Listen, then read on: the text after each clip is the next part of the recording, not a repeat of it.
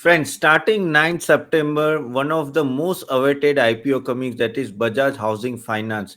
Many of the investors are waiting for that, and it's been talk going on from last 6 months that IPO is coming. And Bajaj Group also, after no, you can say over a decade, they're coming with their IPO. Though, so a lot of excitement is there. And today we are going to analyze Bajaj Finance, Housing Finance in detail, and let us understand whether you should apply or not. So before that, guys, before I start with no complete and make you understand each and every point, if you have any stock related queries or anything, you can put it in the chat box, guys. Normally we take into consideration everything whatever you put it, and we'll try to cover that stock in detail.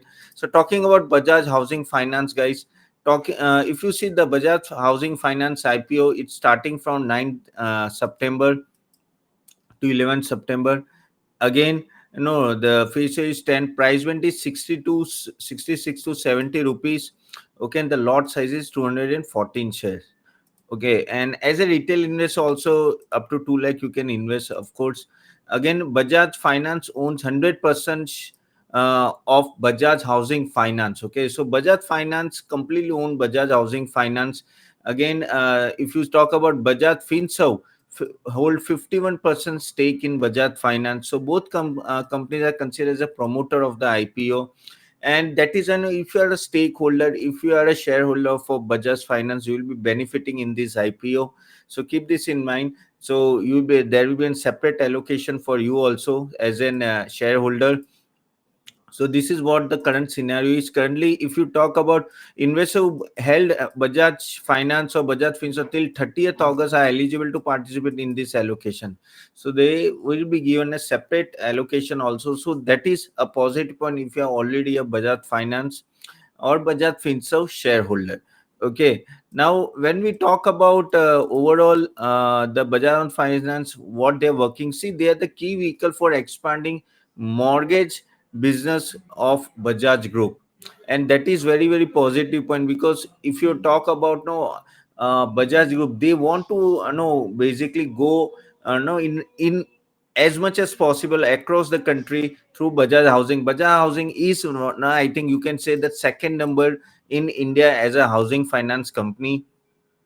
When we talk about Bajaj Housing Finance become the largest non-depositor taking housing finance company in India, and within that also within 7 years, okay, of their mortgage operation. So their basically growth is quite fast. Okay, and this is one of the point you have to keep in mind, the way Bajaj Finance has given you last 20 to 25 years return. No, I'm not saying the same will be repeated, but the chances are good, no, that this company may also do good, because of course housing is a theme in India. Again, it's, as I told you, it's ranks the second largest HFC and eighth largest NBFC. Okay, in the country with AUM of almost 9,191,370 crore rupees. So already they have a very very good AUM currently.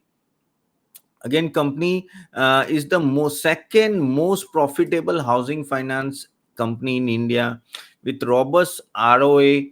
Okay, and I will talk about ROA also when we talk about the financial and equity for financial 24. Both ROE is also very good. These are all positive points if you talk about Bajaj Housing Finance. Again, Bajaj Housing Finance is among the fastest growing HFC in India. Okay, notable growth in between financial 22 to 24, they've grown by almost 33% every year. So that is a sizable growth and a very fast growth overall. Again, it is recognized as the most diversified HFC in India, offering a comprehensive suite of mortgage lending products. So one of the diversified housing finance, of course, HDFC housing. HDFC, of course, was number one, but if you talk about second is Bajaj Housing Finance. Again, company maintain higher portion of salaried customer in the home loan portfolio. So second, you can say now they have more and more salaried customer. Now when you have more and more salaried customer, no, the chances of default will be very less, and that we are going to check with the gross NP and net NP also in detail. So that through that you will come to know. But yes, because of salaried no you can say customer, they basically NP is very less. Again, with focus on prime housing, housing finance is one of the highest average ticket size among the HFC. Okay, so one of the, you can say, see that this is what it shows, how they have been able to expand the business. They are able to serve each and every you can say segment in the society, and this shows that average ticket size is much more on a higher side. Again, one of the lowest gross NPA, that is point in net NPA around zero point 0.1 among the large HFC in India. See, now this is commendable job. Having such a low NPA, 0.1% is nothing. And this is why this company is in demand. This housing finance is in demand. Okay, the firm has highest possible credit rating in India for both long term and short term. Highest credit rating agency, sorry, the rating they have. And so when they borrow money from outside now, their interest rate will be on a lower side. So this is the one positive point you have to keep in mind. Again, no, Bajaj Housing Finance recorded second highest, okay, loan disturbance by HFC in India, 446 billion. Okay, around 440. So 44,600 crore they almost disbursement done in 2024, which is very good. Now let us talk about the financials. So talking about the financial, you see a decent growth is coming. In last 3 years, it is grown by almost 33%. Okay, even when we talk about the profit after tax, okay, net profit is also growing thick and fast. Okay, so that is why you can see here a good jump is coming in the EPS. Okay, from you can see here this jump, and even the profitability from 709 crore to 1257 crores and 1731 crores. And this is a very very healthy jump in the profitability. It shows how no the in a operation manner also, no operation whenever they are handling, they are able to actually handle it very well. And again, no, they are increased the profitability also. So when we talk about the gross NPA, the gross NPA I already shown you is quite less. And you can see the net NPA financial is zero point 0.1. Okay, 23 is also, it was 0.01, and 22 it was also 0.014. So this shows that basically this company is able to give loan to a better prospect when the refund, not refund, but the loan repayment will be there always. Okay, even the all the book value is around 18.2, which is going up simultaneously. Now if we talk about 70 at a upper price level, no, it is almost 3 to 3.5 times of the book value. Okay, so which is okay, but because it is commanding a premium overall, other company may be available below 2 book value also, but because of the result it is commanding a premium. When we talk about the other, mainly is ROA and ROE. Okay, so ROE is almost 2.4.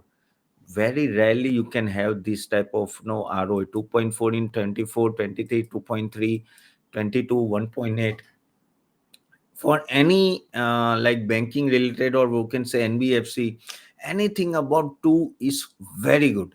RO having 2 above it, so they are having around 2.4, which earlier last year it was they were 2.3. And even if you see the ROE is almost 15.2, last year it was 14.6, and 2022 it was 11.1. So ROE also they are gaining. Okay, so both RO and ROE is excellent, and which gives a confidence for any investor to go and invest in this company, because the history is very good. But now we are talking about the history. Now let us talk about how about the future, because at the end of the day you have to pay for the future price, correct? So talking about future, guys, see, if you see, they have gone by 30 to 33%, 33% around. They are able to increase the revenue. Profitability also going above more than 25%, like that rate. If they continue like this, I think this company is a good prospect, and this company can give you a good, better return. Again, guys, it is just an opinion. You can do your own no basic analysis and then invest. But yes, it shows that no things are much much better position for Bajaj Finance. Even if I see the gray market premium is around 55 rupees now. 55 rupees on 70 rupees IPO price upper band, that is 80%, around 80% gray market premium is going on. That shows that yes, this company may lease at a much much better premium. Again, the name is Bajaj. So again, Bajaj IPO coming after a long time, correct? So that's why also there will be a big craze. Whoever is there in already invest in Bajaj Finance, they are going to invest in these companies and all that. So if you see everything, no scenario looks much better position for Bajaj Finance from here also. As an investor, guys, I think you can invest. Or now whether you will get it or not, that depends on the luck. But yes, I think it you can invest. Again, I'm a SEBI research analyst, guys. I have not decided whether I should invest or not, but this is just an opinion information from my side. Okay, by the way, if you want any stock or any sector to be reviewed, put it in the comment box. I do reply each and every comment, and do like and share this video to everyone, guys. Do subscribe to our channel, because mostly on a daily basis I bring some video which will give you a much more about knowledge about any sector, stock or anything. Okay, and guys, if you want to attend our masterclass, the link is given below. You can click it and attend our masterclass, also a workshop which will give you a complete framework how to invest in this stock market. So thank you for watching, guys, and I'll see you soon next video.